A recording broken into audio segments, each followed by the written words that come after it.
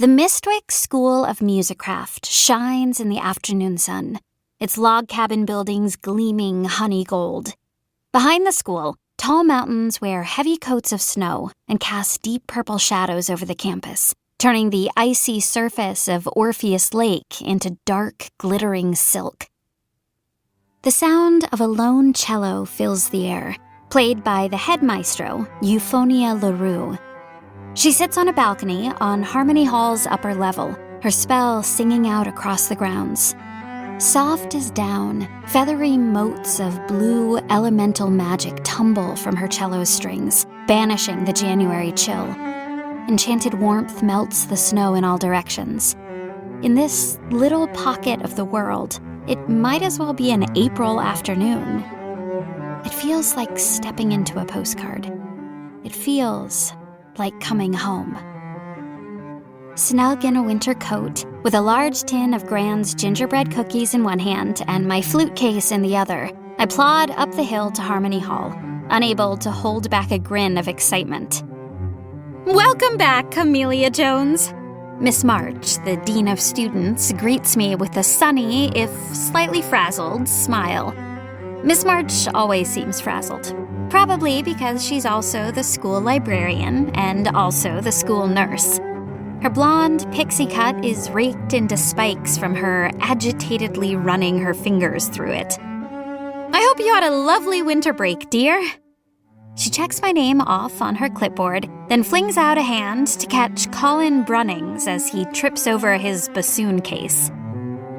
All around me, students shout to one another, dropping luggage and instruments to exchange hugs and high fives. You'd think we'd been on winter break for a year instead of just 3 weeks. Everyone's excited to be back. And I even spot a small smile on Rosa Guerrera's face.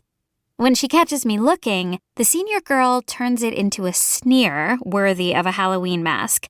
But I cheerfully wave back. Rosa's not as mean as she likes everyone to think. It all feels so normal. And normal is all I'm asking for. Normal school, normal students, normal life. I draw a deep breath. I can do this. Above me, the purple bumblebee buzzes on its cloud of music, while nearby 3 more Mistwick Zeppelins cluster in the air, propellers whirring. From their gondolas, kids descend rope ladders or are lowered on spiraling cords of magic. My tummy is still doing somersaults from the trip. Teleportation is not easy on the gut. Captain the Parrot swoops toward me, singing merrily. His yellow spell gleams all around him, depositing my 2 duffel bags at my feet. Then he flaps toward Miss March to drop a small bundle of snowdrops on her clipboard, their white petals gleaming. She blinks, then looks up to the bumblebee. The pilot, Jenkins, hanging out of the gondola's door, grins and doffs his little hat at Miss March. She blushes, shaking her head but unable to hide her smile.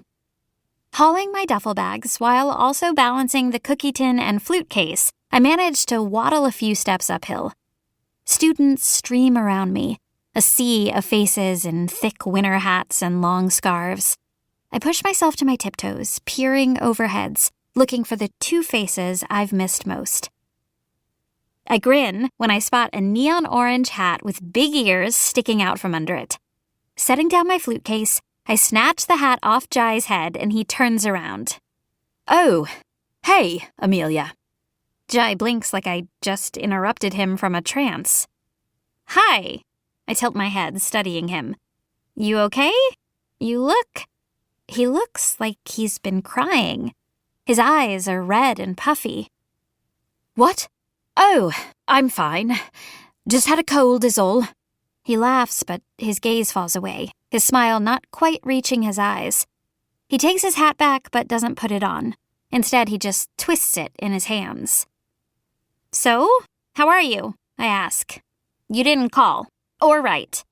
"Oh, just got busy. Sorry." The odd look doesn't quite vanish from his eyes. "Our Zeppelin got in ages ago. Lucky you, getting to ride on the bumblebee again.